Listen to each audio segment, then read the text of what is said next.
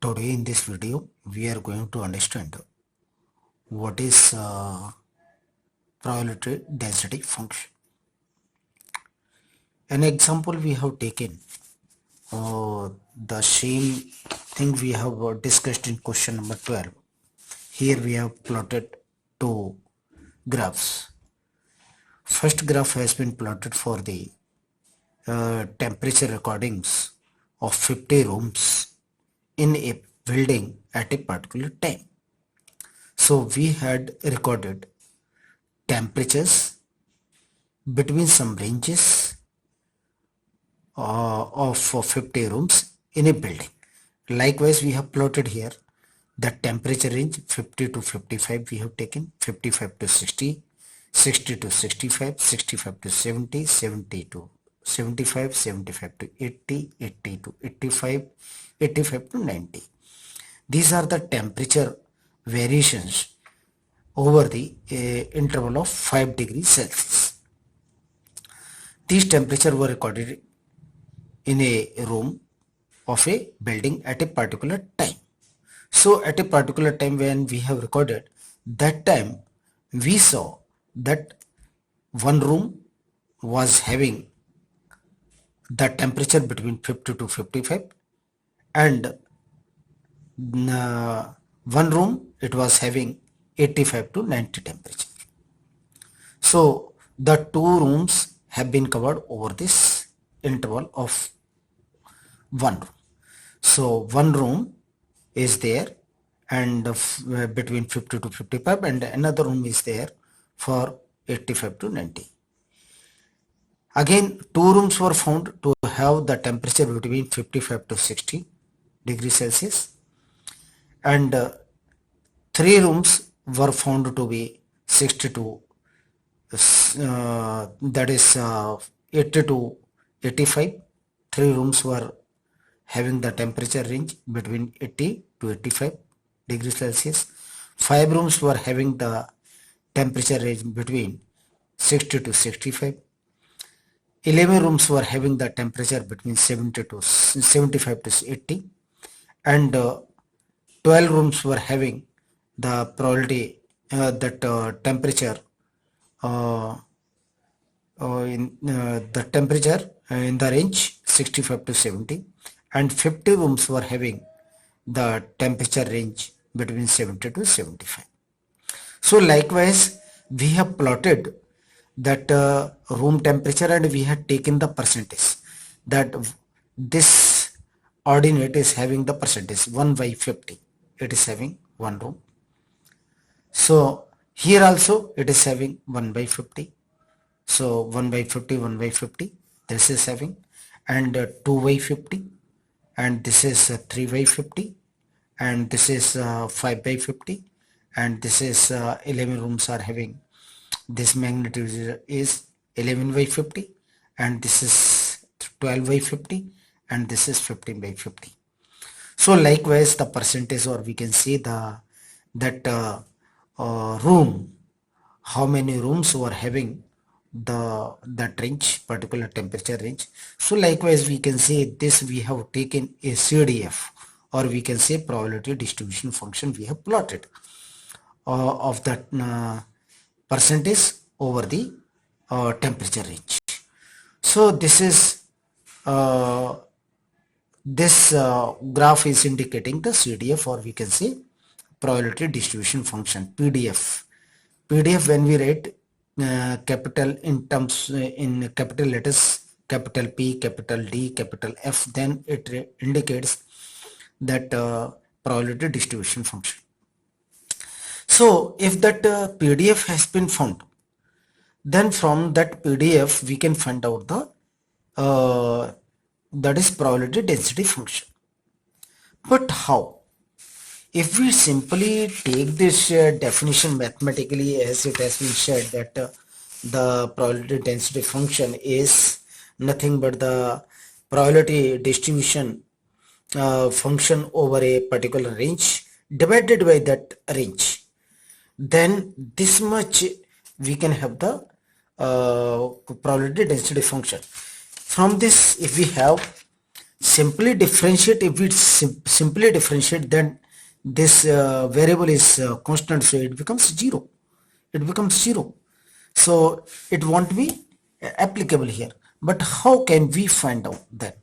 So what we are doing, whatever the probability distribution we have drawn, that particular range, how much it is, that particular range if we are reducing, and by that reduced range, if we are dividing that probability distribution function of uh, uh, of each room, then we can have the small heads and small interval. That time if we have that approximations, that heads will be reduced, but the interval will also be reduced, but it will not become 0. So in that case, if we plot that all uh, probability distribution function, in that manner calculated, as we have calculated that, find out that probability distribution and divide it by that particular range, and then plot it onto the ordinate, onto the y-axis, then we can have approximate a continuous variation. And that so this function which we have received by dividing the ordinate by the range, temperature range, if the temperature range is reduced, then we can find out the probability distribution, probability density function.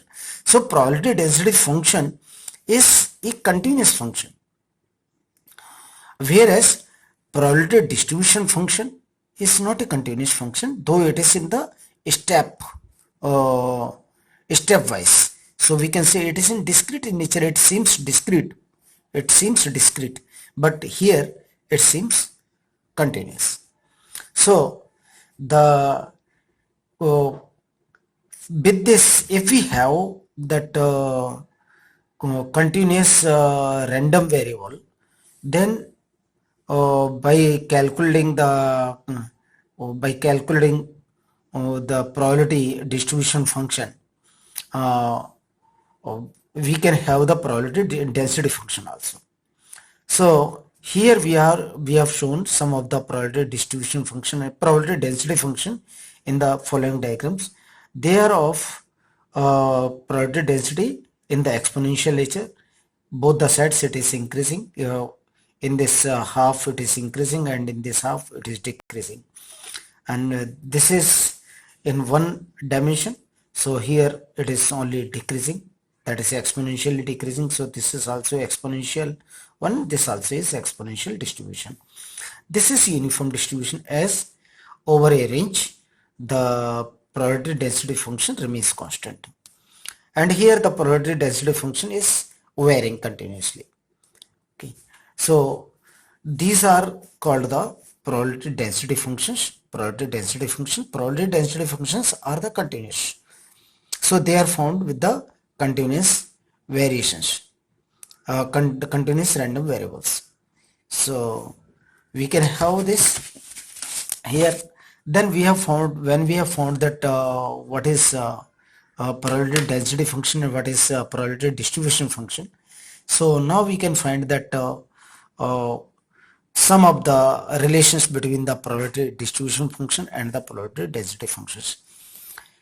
There we have seen in one particular building we have taken 50 rooms.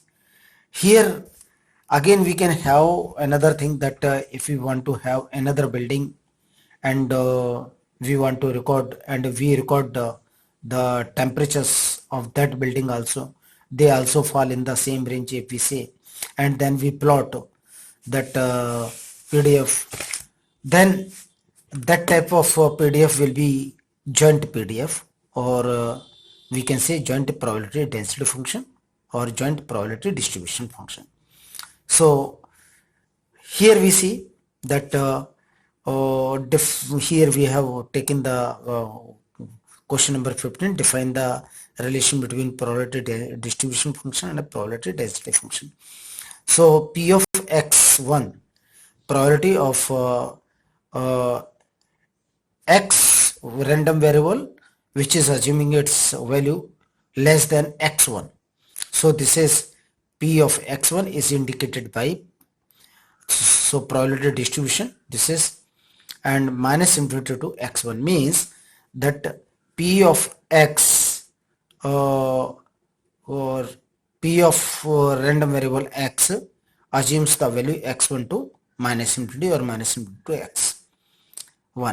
x1. So P of x dx, it is one dimension distribution.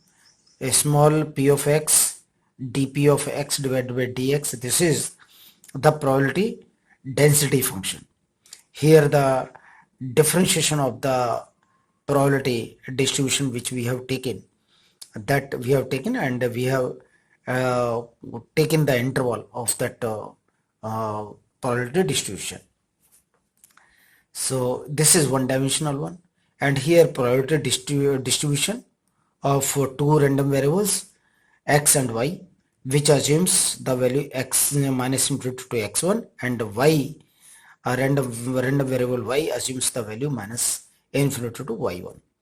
So we can write simply P of x1. This also we could write like this, that P of minus infinity to x variable, and it is x1, and this is minus infinity to like this random variable y, and this is y1.